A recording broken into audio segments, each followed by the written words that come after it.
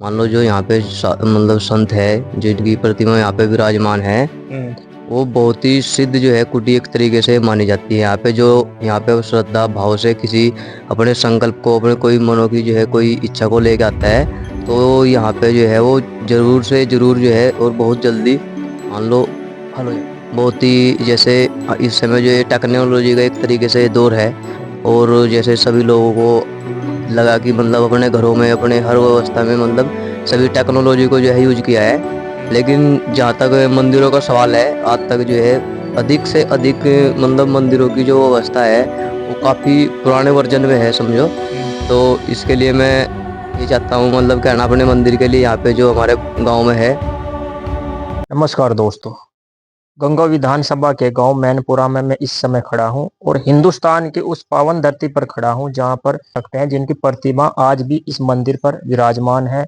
गुरु बाबा हरिदास जी की प्रतिमा है ये, जहां पर लोग इनको पूजते हैं, इनको मानते हैं। जो साधु जो एक प्रतिमा के रूप में आज मंदिर पर विराजमान है और इनकी बहुत सारी हमने जानकारी लोगों से ली।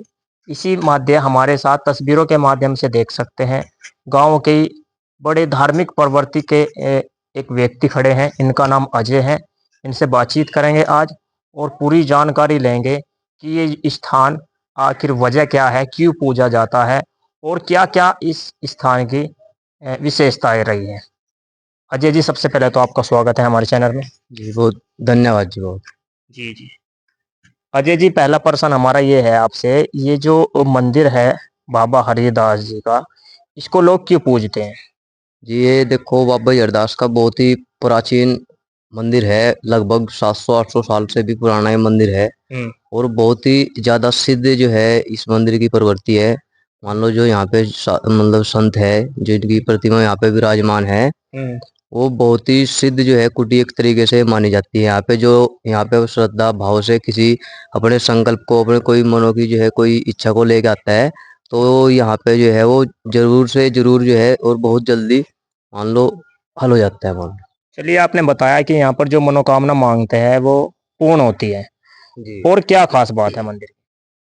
मंदिर देखो अभी तक जैसे आपने चारों तरफ देख रहे होंगे आप, काफी मंदिरों में तो अभी जो सभ्यता व्यवस्था है बहुत ही जैसे इस समय जो ये टेक्नोलॉजी का एक तरीके से दौर है, और जैसे सभी लोगों को लगा कि मतलब अपने घरों में अपने हर व्यवस्था में मतलब सभी टेक्नोलॉजी को जो है यूज किया है।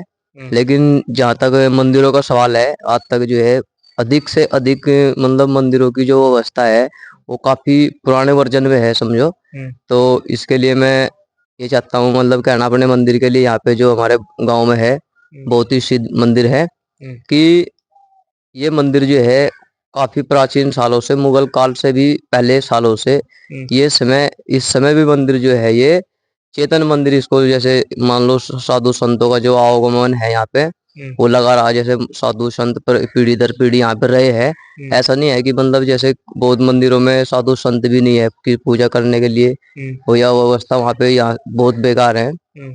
तो मतलब धार्मिकता की जो है बहुत ज्यादा कमी होगी, श्रद्धा लोगों के अंदर बहुत कम हो गया आध्यात्मिकता के प्रति। हम्म। तो जो है मेरा यही कहना है कि अपने आध्यात्मिक से जो है और मतलब वेद पुराणों से सभी सनातन हम्म। लोगों को तो जुड़ना आप चाहिए। धार्मिक प्रवृत्ति के व्यक्ति हैं। हमारा प्रश्न आपसे ये है, कल दशहरा पूरे देश में धूमधाम से मनाया गया, जी जी।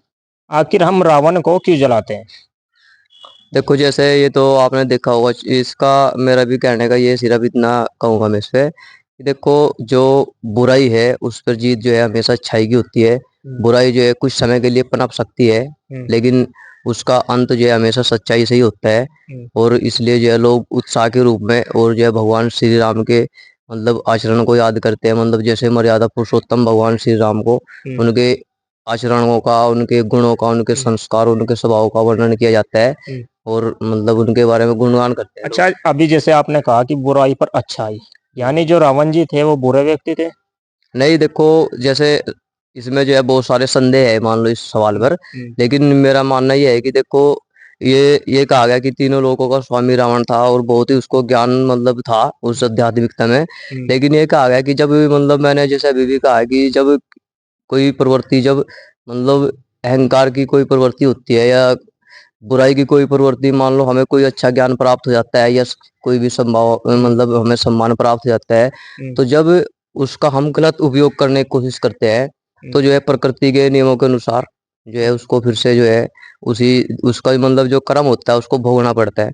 अर्थात मान लो जैसे कालचक्र को स्थगित करने के लिए ये जो है इस तरीके से जो है यहाँ पे धरती पर जो है परिवर्तन अधर्म और रावण अधर्म जी के ने होते हैं। सीता का हरण किया, परंतु सीता का सम्मान पूर्वक उनके जो लंका है, लंका में वास रहा। आराम से वो रह सके वहाँ पर, कोई उनके साथ में अ, कोई अत्याचार नहीं किया, कोई उनके साथ में छल कपट नहीं किया। तो हमारा प्रश्न ये है, रावण में दिखाई देती है कि लोग उनको दशहरे के दिन जलाते हैं। को एक तो ये कहा गया कि जाकी रही भावना जैसी प्रभु उसको ऐसी मूर्त देती है कि मतलब यदि हम किसी के गुण और अवगुण जो है दोनों ही एक इंसान में होते हैं, लेकिन हम अगर हम उसके गुणों की बात करें तो ज्यादा ये बेहतर होता है। मान लो उसके अंदर जो अवगुण है, क्योंकि ये हमें मतलब हमारे शास्त्रों में कहा गया है कि धर्म का आशय मतलब अधर्म का आशय, हिंसा का आशय यदि धर्म है, तो जो है छल भी जो है थोड़ा एक तरीके से धर्म को बचाने के लिए उसको जो है थोड़ा मतलब हिंसा को अधिकार दिया। जैसे मान लो युद्ध हुए बड़े बड़े, तो मतलब धर्म को बचाने के लिए जब एक समय जो है ऐसी मतलब स्थिति जो है मान लो बन जाए कि जिससे जो है आराम से मतलब बात नहीं स्थगित हो रही है आपको, तो जैसे उसमें हम जो है साम दाम दंड भेद ये नीतियां भी लगाई गई है।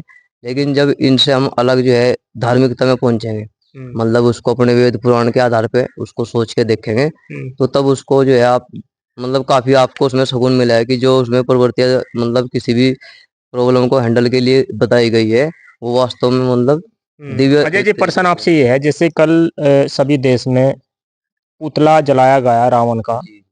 तो इससे हमें प्रण क्या लेना चाहिए, क्या सीख लेनी चाहिए हमें?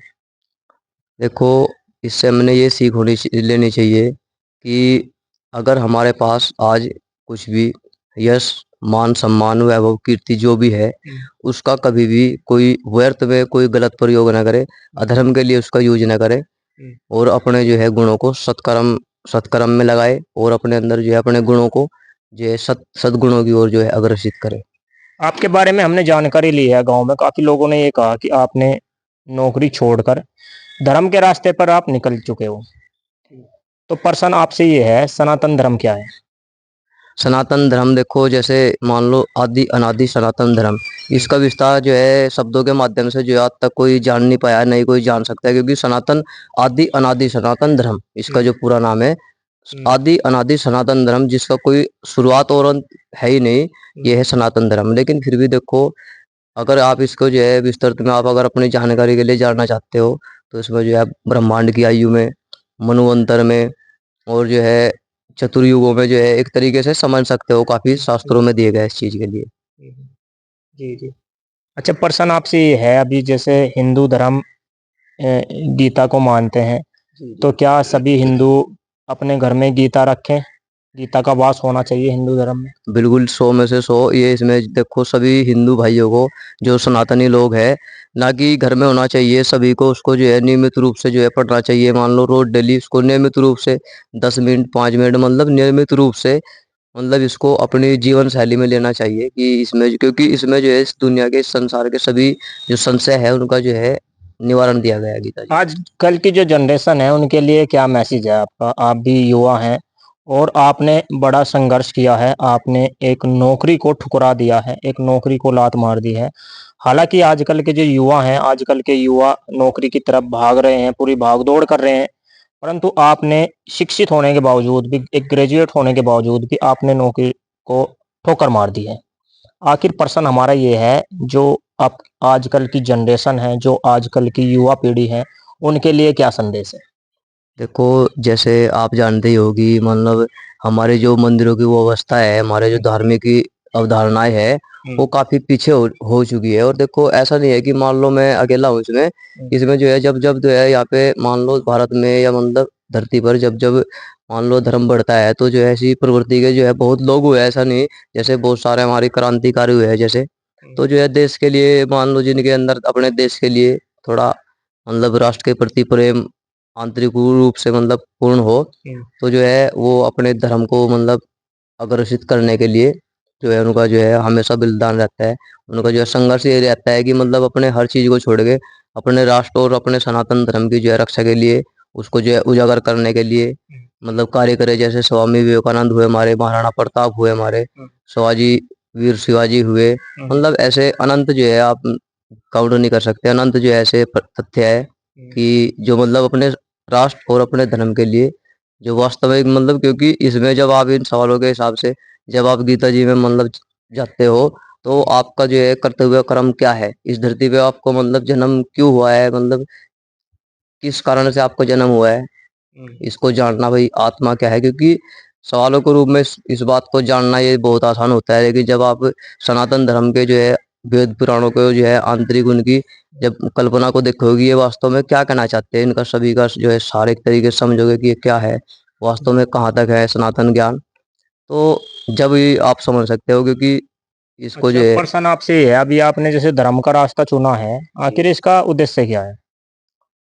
उद्देश्य तो ये है, देखो सभी जो अपने सनातनी लोग हैं उनको अपने वेद पुराण और उपनिषदों के बारे में जो है मतलब जोड़ने के लिए बताना, उनसे जो है अपन मान लो उसमें क्या महत्व है उनको समझाना। क्योंकि देखो समझ पढ़ने के लिए तो देखो एक अलग बात होती है, क्योंकि श्री गीता जी को ऐसा कोई मनुष्य जो है इस धरती पे है नहीं अभी लगभग कि जो उसको पूर्ण रूप से समझ सके।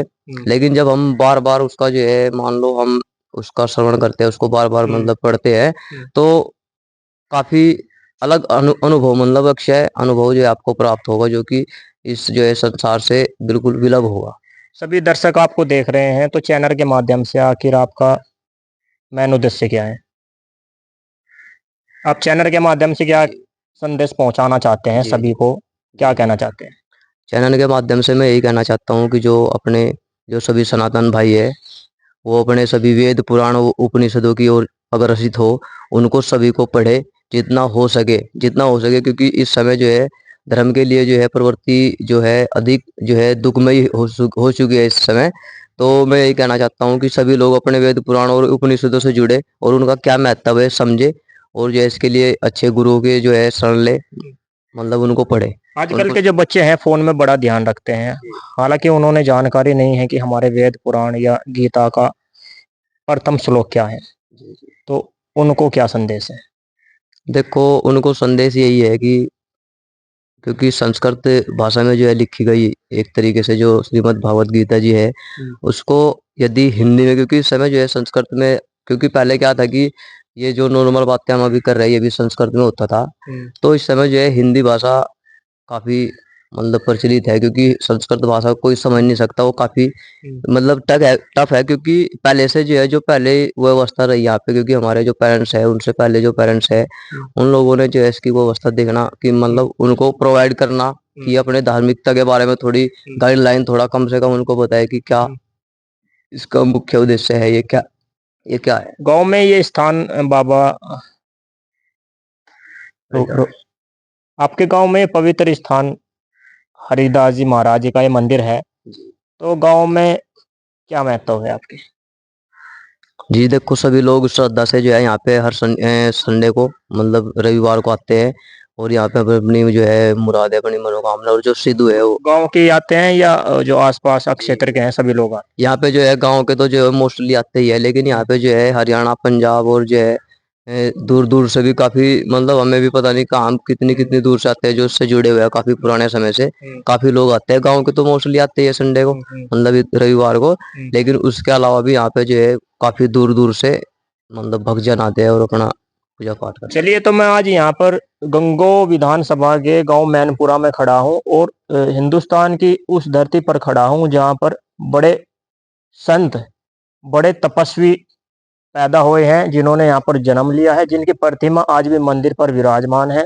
और यहीं पर हमारे साथ में धार्मिक प्रवृत्ति को मानने वाले अजय जी, जो एक युवा पीढ़ी और एक नौकरी को ठोकर मारकर धर्म के रास्ते पर निकल चुके हैं, अजय जी से हमने बात की। तो आज इस वीडियो में इतना ही, मिलते हैं आपको ऐसी वीडियो के साथ में, तब तक के लिए चैनल को सब्सक्राइब करें, वीडियो अच्छी लगे तो लाइक करें और अपना कमेंट करके बताएं कि आप ये वीडियो कहाँ से देख रहे हैं। धन्यवाद।